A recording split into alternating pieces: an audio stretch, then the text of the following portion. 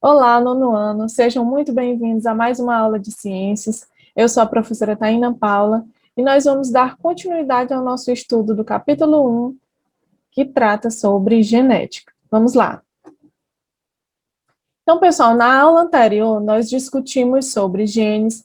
Nós entendemos que os genes são trechos da molécula de DNA que estão presentes nos cromossomos e que esses genes têm a informação que vão determinar as características no indivíduo. Nós entendemos também o conceito de alelos, onde nós observamos que os genes, eles apresentam duas ou mais formas, que nós chamamos de alelos. E a interação desses alelos vai determinar uma característica no indivíduo, né? Nós observamos também os conceitos de genótipo e fenótipo, onde nós entendemos que a manifestação de uma característica no indivíduo não depende apenas dos genes, mas sim também da interação desse indivíduo com o meio ambiente.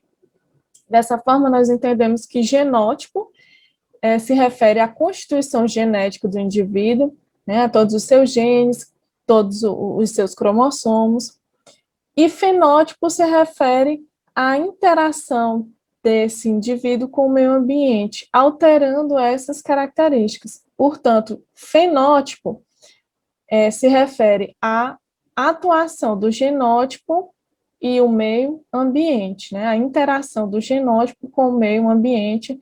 Por fim, nós observamos a transmissão das características hereditárias.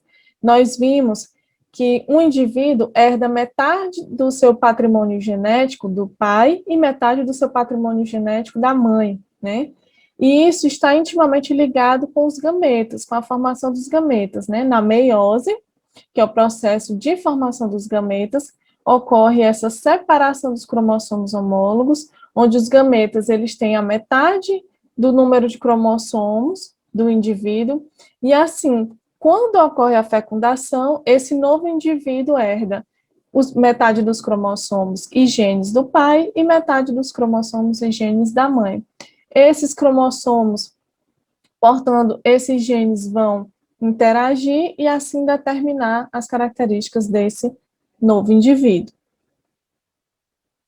Então, agora vamos para a nossa aula de hoje. Nessa aula, nós vamos iniciar falando um pouco sobre a história da genética, tá? Nós vamos falar hoje sobre Gregor Mendel. Gregor Mendel foi um monge nascido na região do antigo Império Austríaco, que ficou conhecido como o pai da genética. Seus trabalhos com o cruzamento de ervilhas forneceram informações valiosas sobre a hereditariedade. Então, pessoal, Mendel foi um monge, mas também cientista, onde ele resolveu estudar como acontecia a transmissão das características dos pais para os filhos, né, nos seres vivos. E ele fez estudos, fez experimentos cruzando espécies de ervilhas. E a partir desses estudos, desses experimentos, ele chegou a muitas conclusões, né? E o seu trabalho foi tão importante que os princípios de Mendel são utilizados até hoje. E assim ele ficou reconhecido como o pai da genética. Então, como é que o Mendel fez? Mendel analisou cada característica da planta das ervilhas separadamente. Então, ele analisou, primeiro, a forma da semente, que poderia ser lisa ou ondulada, a cor da semente, que poderia ser amarela ou verde, a cor da flor, que poderia ser púrpura ou branca. Então, o que o Mendel fez? Ele analisou cada característica separadamente. Por que Mendel resolveu estudar ervilhas? Porque as ervilhas, elas são plantas de fácil manuseio, são plantas que produzem vários descendentes por geração, né? E que têm características bem definidas, e essas características apresentam geralmente duas variações. Vamos observar uma das características estudadas por Mendel e observar como ele chegou às suas conclusões. Então, olha nessa imagem ilustrativa que nós temos aqui no nosso material. Nós vamos analisar aqui a cor da flor, né, que pode ser púrpura ou branca. Inicialmente, Mendel separou ou identificou plantas que ele chamou de plantas puras. O que eram essas plantas puras? Eram plantas que geravam sempre descendentes iguais a si mesma.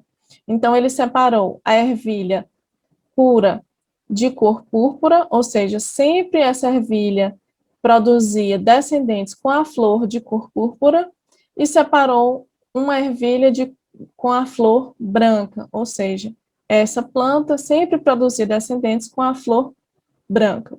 Ele chamou essa geração de geração P ou geração parental, né? Que ele dizia puras, sempre produzia descendentes iguais a si mesmo. O que ele fez com essa geração P, o parental? Ele fez uma polinização cruzada. Ele fez com que essas duas plantas cruzassem entre si, né? Obtendo a primeira geração de filhos, que ele chamou de geração F1. Ele observou que nessa primeira geração, apenas uma das características se manifestou. Vocês podem observar aqui na imagem que todos os descendentes apresentaram flor púrpura. Ele não observou na primeira geração de filhos a outra característica, que era a flor branca. Mendel continuou seus experimentos. Ele fez com que dois descendentes dessa geração F1, dessa geração de filhos, cruzassem entre si, obtendo a segunda geração de filhos, que ele chamou de geração F2. Observando aqui a descendência da geração F2, ele observou agora o aparecimento das duas características. Porém, uma das características se manifestou no maior número de descendentes. Vocês podem observar aqui que 3 descendentes apresentaram a flor púrpura e apenas um descendente apresentou a flor branca, certo? Então, uma característica se manifestou na maior parte dos indivíduos e a outra se manifestou em menor parte. Então, Mendel observou esse padrão, pessoal, para cada característica que ele estudou. São elas a forma da semente, a cor da semente. Então, cada característica ele fez experimentos semelhantes a esse e observou esse mesmo padrão de comportamento. Assim, ele fez as suas conclusões. Vamos observar as conclusões de Mendel. Então, Mendel, a partir dos seus experimentos, pôde concluir que, primeiro, existem fatores responsáveis por uma determinada característica. Então, Mendel observou que cada característica era determinada por um par que ele chamou de fatores, né? Esse par de fatores, hoje nós sabemos que são os genes, né? Naquela época, Mendel não sabia ainda da existência dos genes, então ele chamou esses genes de fatores, e ele observou que cada característica era determinada por um par de fatores. A segunda conclusão de Mendel diz que cada indivíduo possui 2 fatores que determinam uma característica, sendo um fator herdado do pai e o outro da mãe. Então observe que Mendel, de novo, mais uma vez. Então, observe que Mendel falava sobre os genes sem saber necessariamente da existência desses genes, né? Ele disse que um indivíduo possui 2 fatores que determinam uma característica, e hoje nós sabemos que o indivíduo possui um par de genes que determinam uma característica, né? Onde esse par, um dos genes é herdado do pai e o outro gene é herdado da mãe. Terceira conclusão de Mendel: existem fatores dominantes e fatores recessivos. Então, mais uma vez, nós hoje sabemos que existem genes alelos dominantes e genes alelos recessivos, né? Quando um gene dominante, um alelo dominante está presente, ele manifesta a característica, tanto em homozigose quanto em heterozigose. Já o gene recessivo, ele precisa estar em homozigose, ele precisa aparecer em dose dupla para que ele manifeste a característica.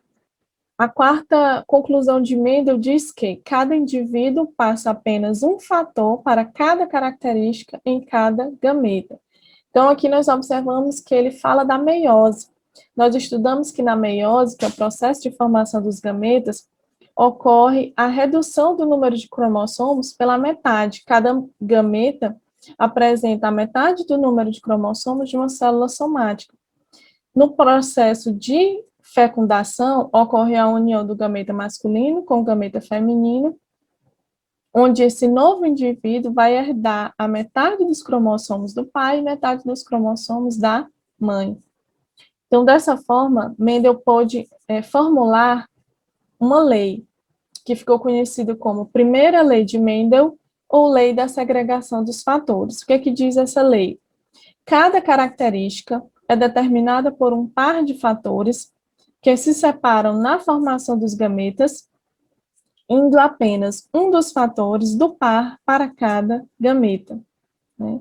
Então, esse raciocínio, essa lei, ela é utilizada até hoje. Hoje nós sabemos que esses fatores que o Mendel falou na sua pesquisa são os genes, né?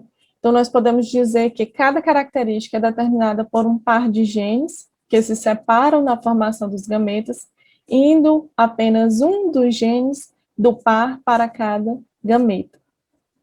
Então, pessoal, agora que nós observamos o papel importante de Mendel para a genética, vamos observar um conceito também muito importante dentro da genética, que são os alelos com a ausência de dominância. Nós vimos que os alelos são formas de um mesmo gene, né? Nós observamos também que esses genes ou alelos, eles podem exercer uma relação de dominância um com o outro, né? Nós temos os genes ou alelos dominantes, que é aquele que se manifesta tanto em homozigose quanto em heterozigose, e nós temos os genes ou alelos recessivos, que são aqueles que, para se manifestarem, precisam aparecer em dose dupla em homozigose. Mas nós vamos observar também que os alelos de um par nem sempre apresentam essa relação de dominância um com o outro. Existe também os casos de ausência de dominância, tá, pessoal? Que é quando vamos observar genes que não têm essa relação de dominância e recessividade um com o outro. Vamos observar um exemplo para a gente entender melhor. Olha só, como exemplo, nós vamos analisar os alelos que determinam os tipos sanguíneos do sistema ABO na espécie humana. Cada pessoa pertence a apenas um dos grupos sanguíneos desse sistema. Então, nós temos as pessoas com tipo sanguíneo A, nós temos pessoas com tipo sanguíneo B, e nós temos pessoas com tipo sanguíneo AB, e também pessoas com tipo sanguíneo O, certo? Na determinação desses fenótipos, há a participação de 3 alelos, o alelo A, o alelo B e o alelo Izinho. Então, vamos observar aqui, pessoal. Uma pessoa com tipo sanguíneo A, com fenótipo A, ela pode ter o genótipo azão, azão, ou azão, izinho. Uma pessoa do tipo B, do tipo sanguíneo B, com fenótipo B, ela pode apresentar o genótipo Bzão, Bzão, ou Bzão, Izinho. Uma pessoa do tipo sanguíneo O apresenta o genótipo Izinho, Izinho, e uma pessoa do tipo sanguíneo AB apresenta o genótipo Azão, Bzão, certo? Então, observe que não há essa relação de dominância e recessividade. Vamos observar um exemplo para entender melhor. Vamos supor um casal onde um homem tem tipo sanguíneo A com genótipo azão e zinho, e uma mulher do tipo B com o genótipo B e zinho. Quais os tipos sanguíneos possíveis para seus descendentes? O que nós vamos fazer? Nós vamos utilizar o nosso quadro de Punnett, que nós estudamos na aula passada. Como é que nós vamos utilizar esse quadro de Punnett? Aqui na parte superior, nós vamos colocar o genótipo masculino, né? Ou seja, os gametas masculinos. Quais são aqui os gametas masculinos? Na meiose, esses genes aqui vão se separar e vão formar os gametas azão, coloco aqui o azão, e o gameta izinho, coloco aqui o izinho. Da mesma forma, na lateral, nós vamos colocar aqui os gametas femininos. O genótipo da mulher é Bzão, Izinho. Nos gametas dessa mulher, nós vamos ter o gameta Bzão e nós vamos ter o gameta Izinho. Vamos agora realizar o cruzamento. Então, nesse primeiro descendente, ele vai herdar o Azão do pai e o Bzão da mãe, formando genótipo AB. Nesse segundo descendente, ele vai herdar o Bzão da mãe e o Izinho do pai. Nesse terceiro descendente, ele vai herdar o Azão do pai e o Izinho da mãe. E nesse quarto, ele vai herdar Izinho do pai e Izinho da mãe. Então, nós temos aqui os nossos 4 possíveis genótipos. Vamos interpretar esse quadro.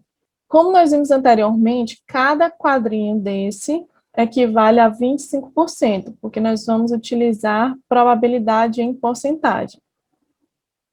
Então, nós vamos observar aqui, primeiro, 25% desses descendentes vai apresentar o genótipo AB, ou 1 em cada 4 desses descendentes, né? Então, 25% ou 1 em cada 4 dos descendentes apresentarão o genótipo do tipo AB e, portanto, terão o fenótipo de sangue do tipo AB. Segundo, nós vamos observar que também 25% desses descendentes apresentarão o genótipo AI, né? Ou 1 em cada 4 dos descendentes apresentarão esse genótipo, o que determina o fenótipo de sangue do tipo A. 25% ou 1 a cada 4 dos descendentes apresentarão o sangue do tipo A. Continuando, também 25% dos descendentes, ou 1 a cada 4, apresentarão o genótipo do tipo BI, o que determina o fenótipo de sangue do tipo B, né? E, por último, 25%, ou 1/4 dos descendentes, apresentarão o genótipo Izinho. Nesse caso aqui, o recessivo determinou o sangue do tipo O. Então, 25%, ou 1 a cada 4 dos descendentes, apresentarão sangue do tipo O. Então, aqui nós podemos observar um exemplo claro de como ocorre a ausência de dominância entre os alelos, tá? Bem, pessoal, agora nós vamos observar a herança de genes localizados nos cromossomos sexuais. Primeiro, vamos conhecer esses cromossomos sexuais. Nós vimos que na espécie humana, as células somáticas apresentam 46 cromossomos, né? Ou seja, 23 pares de cromossomos. Dentre esses 23 pares de cromossomos, nós vamos observar 22 deles. São pares de cromossomos homólogos, né? Que são cromossomos parecidos entre si, que carregam genes que vão atuar nas mesmas características. E nós vamos ter também um par de cromossomos sexuais, totalizando os 23 pares, né? Então, esses 2 cromossomos sexuais são denominados X e Y, tá?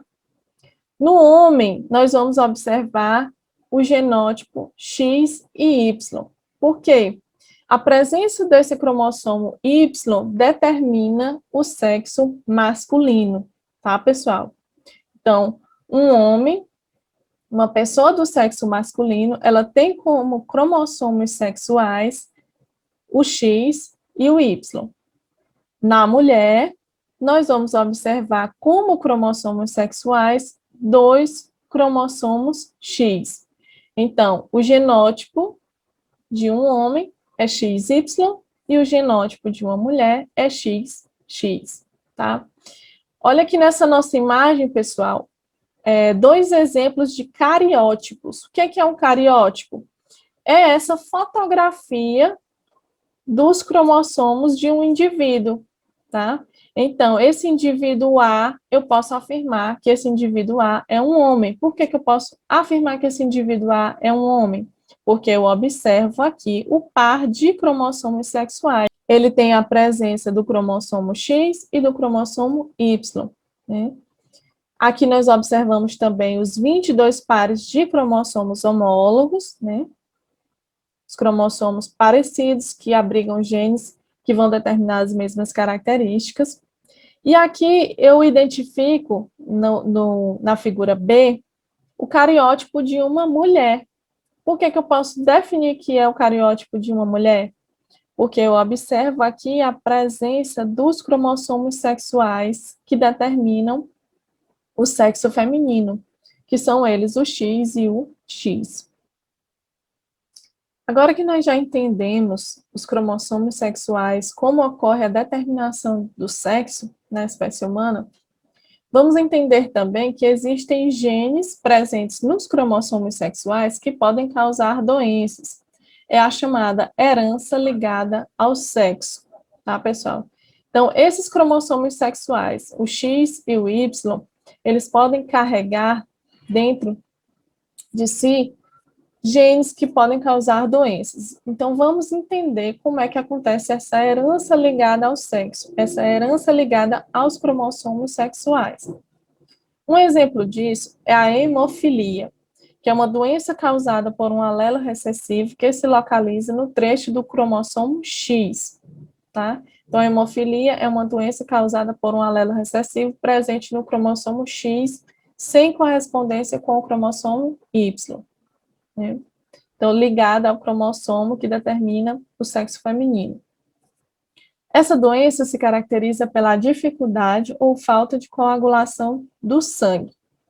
Vamos observar o cruzamento de um casal no qual nenhum dos indivíduos é hemofílico. Então, nós vamos observar aqui os genótipos desse casal. Primeiro, vamos observar aqui o genótipo da mulher. Por que eu sei que isso aqui é um genótipo de uma mulher? Porque eu observo a presença dos dois cromossomos X, né? Eu observo também, pessoal, aqui os genes para a hemofilia que são ligados a esse cromossomo X, né? Então, aqui eu tenho Hzão, que é o dominante, e eu tenho Hzinho, que é o recessivo. Vou observar agora o genótipo do homem. Por que eu sei que esse aqui é o genótipo de um homem? Porque eu observo a presença do cromossomo Y. Então, aqui o genótipo dele é XY. Quando eu tenho a presença do cromossomo Y, eu sei que esse aqui é o genótipo de um homem. Observa aqui também a presença do gene Hzão, que é o gene para a hemofilia, ligado ao cromossomo X. Lembrando que somente vai apresentar a hemofilia quem tiver o gene recessivo, que é o Hzinho, certo? Então, vamos fazer aqui o nosso cruzamento, utilizando mais uma vez o quadro de Punnett. Aqui eu vou colocar os gametos masculinos, né, que são X, Hzão e Y. E na lateral eu vou colocar os gametos femininos, X, Hzão, X, Hzinho. Esse primeiro descendente vai herdar o XHzão do pai e XHzão da mãe. Esse segundo descendente vai herdar o XHzão do pai e o XHzinho da mãe. O terceiro descendente vai herdar XHzão da mãe e Y do pai. Observe que o Y não apresenta o gene H, porque esse gene só está presente no cromossomo X. E o quarto descendente vai herdar o XHzinho da mãe e o Y do pai.